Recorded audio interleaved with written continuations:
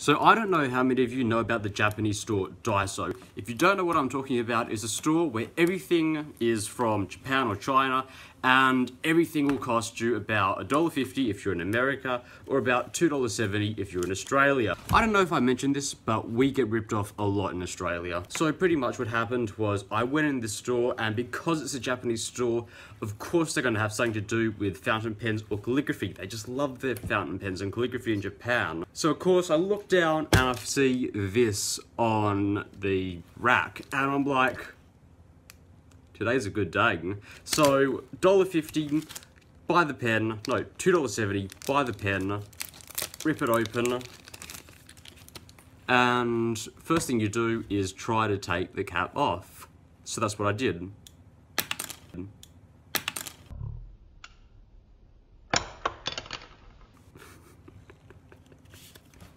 Yeah, so what happens is if you try to take the cap off and you push on the clip, apparently the clip just fucks off. Seriously, who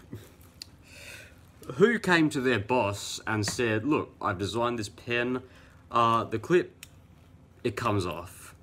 So upon ripping the cap off, I had a look at it, and if you look right here, that is the Platinum logo. Nice, lovely little P. So I'm thinking, this is a Platinum. So at $2.80, this is going to be half the price of the Platinum Preppy. And does that mean it's going to be half as good as the Preppy? Let's find out. Okay, so let's have a look at the body and everything. I'm not going to get too specific about this.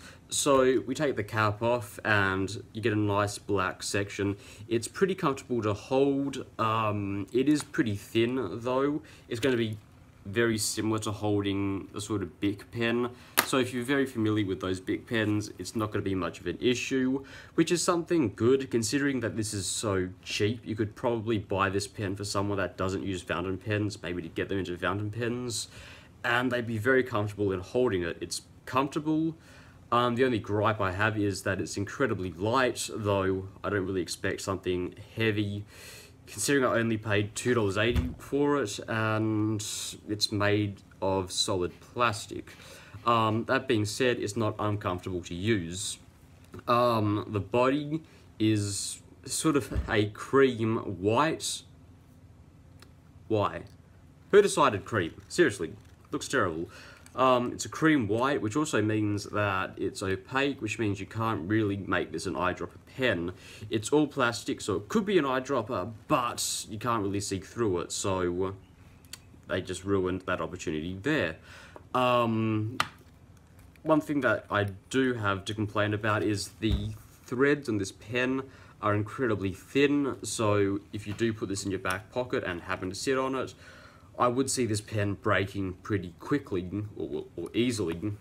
And the only other gripe that I have is if you look down here, you'll see ink here. It's probably because when I put the pen in here, I'll just rub it on the side, and when I do that and then go ahead and post it, the ink will rub onto here. And I don't know if you can see this. There's ink all along here, there's ink smudges everywhere, which is incredibly annoying. Okay, so the nib. This is a medium nib and it's a platinum nib. So it's probably going to be pretty good for a medium nib that's, well, in a pen that costs $2.80. And comparing it to Jinhao pens, I do think that this is a much smoother nib. It's a much nicer writing experience and such. The only downside to this nib, yes, it is smooth, but it does feel grippy. And when I mean grippy, when you do downstrokes, it feels like it's sort of gripping into the page. It doesn't flow like butter, which is something that I find really odd and a bit annoying. And when you want to do super fast writing, I don't think that he'll be the best thing, because you're going to be, well, there's going to be a lot of resistance. There's also pretty much no flex in this nib. You can push down and it's going to be stiff. It's very stiff, is what I'm saying. The only other thing that I would say about this nib is the feed. The feed in here is very inconsistent. You can leave this pen for a night, it'll come back and the feed will be very saturated, and as you keep writing, the feed will dry up. Other times you can leave it for a day, and when you come back, it will hard start. The feeds in these pens are incredibly inconsistent. Normally I start off a writing sample with what the pen's name is called. This one, I'm not exactly sure what the pen is called. Is it the Platinum Riviere? Is it the Riviere? Riviere 200? I'm not exactly sure, but I'll just call it the Platinum Riviere, just why not? So...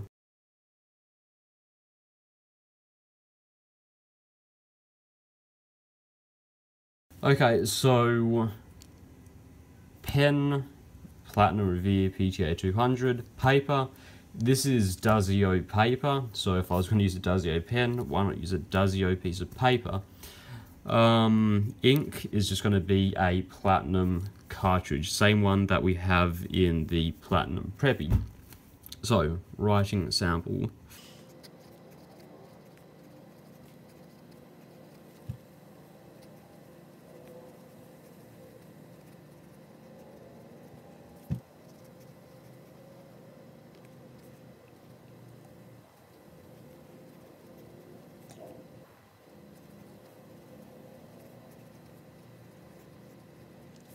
Okay, so lovely little quote from Hamlet, which I'm trying to memorize. Signed, Will Shaky. Will Shaky Shakes.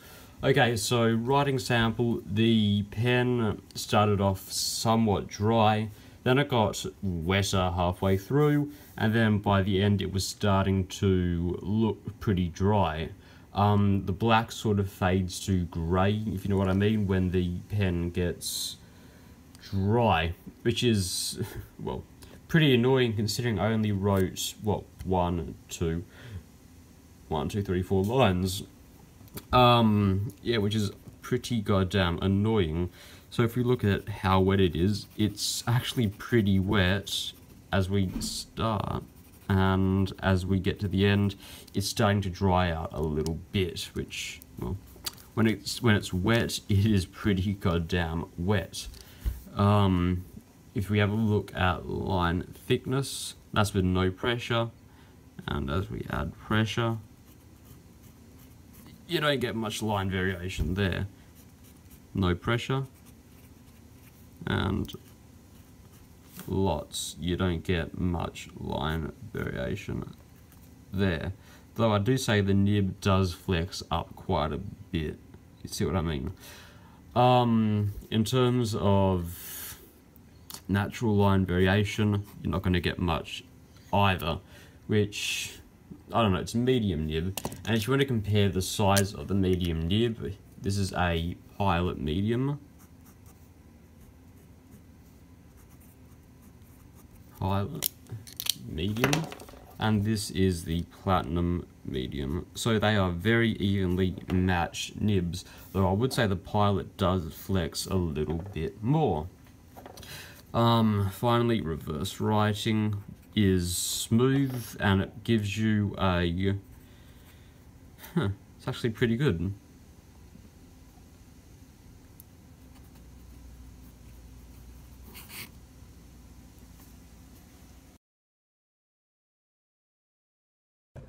Okay, so what do I like about this? I like the fact that you can buy it from a store and it's going to be incredibly cheap. A lot of the pens that I say are incredibly cheap, the gin house and everything, you aren't going to find those in actual stores. Though Daiso, $2.80, incredibly cheap, and I don't have to wait for it to be shipped from China.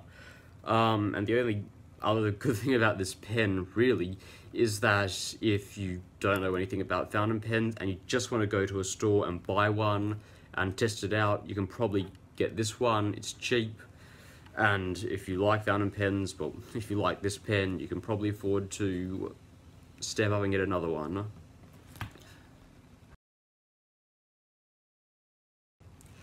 Okay, what do I not like about this pens? The first one, being the big one, has to be the nib being so grippy. I do not understand why it is so grippy on downstrokes.